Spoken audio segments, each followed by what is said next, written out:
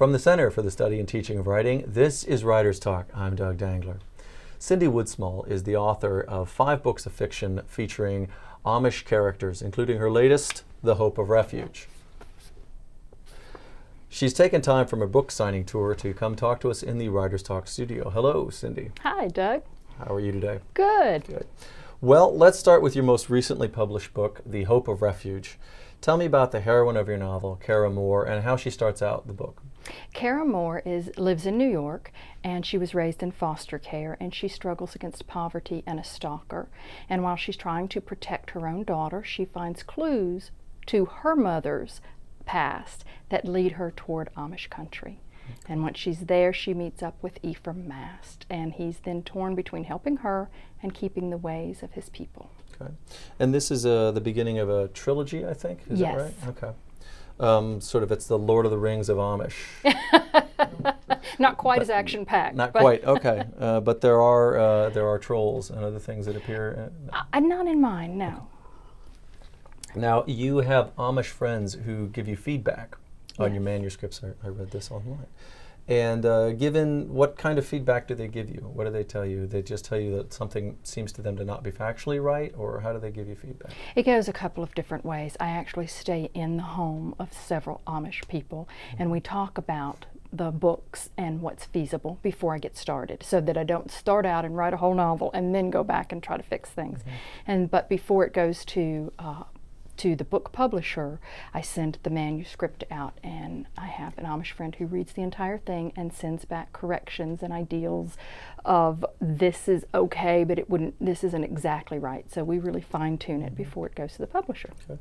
Can you give us an example of something that, say, didn't play at some point? Does that happen very often? How's that? It hasn't happened a lot because of the brainstorming that we do beforehand, but it has happened on a couple of points.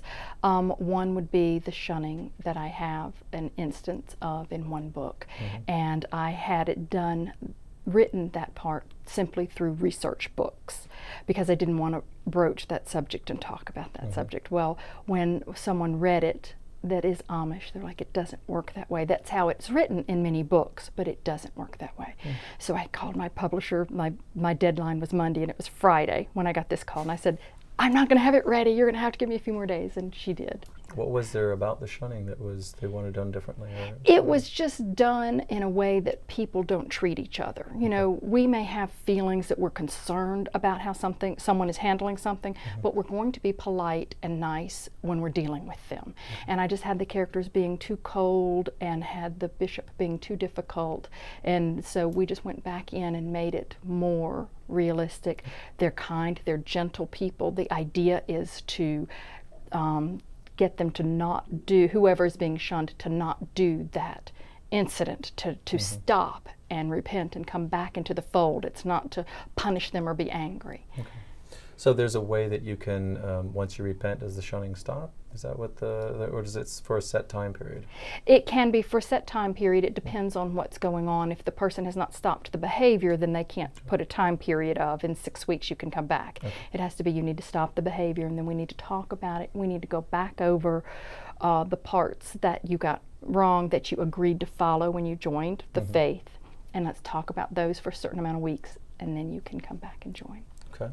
Well, given their interest in simplicity and plainness in their lifestyles, have they come back to you and said anything like that about the writing? Did they ever feel that you were becoming too ornate, or is it always something that they just don't touch on? It's just the technical aspects? I haven't heard anything coming back about the writing and that it's too highfalutin or too many words are going into it. So I haven't gotten that kind of feedback. Just feedback toward, this is very Amish, or you're a little off here and we need to hone it before it goes to publication. Okay. Now, as I understand it, your interest in having an Amish setting from your books arises from you having grown up with and been friends with Amish people. Given the current interest in Amish fiction, I mean, it's practically its own section at Barnes & Noble. Yes.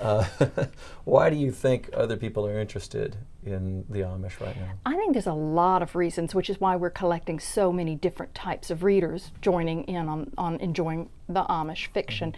One is because you've got this completely historical setting in the middle of modern America, who is refusing to change. And you know, we enjoy every new piece of technology that comes out. It makes our lives easier, but they're holding on to the old way. And I think that's fascinating. In a little way, that's similar to having a science fiction right in the middle of the 1800s, right in the middle of modern America. So I think that has a lot to do with it.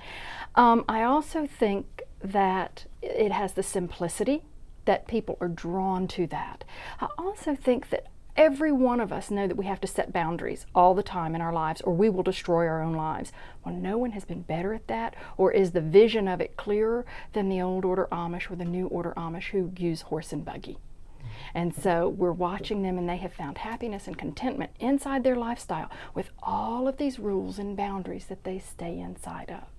So I think it just draws people. Okay. Well, speaking of rules and boundaries, what kind of rules and boundaries do you use when you're writing? What are your writing habits? How do you set up what you're going to do? Do you have a particular kind of time of day? How does that work for you? Well, I try to get at it early, about the time the coffee really hits your system. I like to be at my computer working and work for as long as I can until I'm just sort of drained of energy, and I go get a shower, get a little something to eat, and start again. So, when I'm starting a novel, I like to get together with my husband and brainstorm, and my critique partner. So we start out with that, and start out with at least a chapter by chapter synopsis of the first 7 or 8 chapters. And that helps me a lot, because once you get that going and you have that beginning strong, then the book will get its own momentum, and you can sort of play it, you know, by the seat of the pants a little easier. So you know the ending when you start off, or you don't know the ending? I know the ending. I know the beginning and the middle and the end, usually.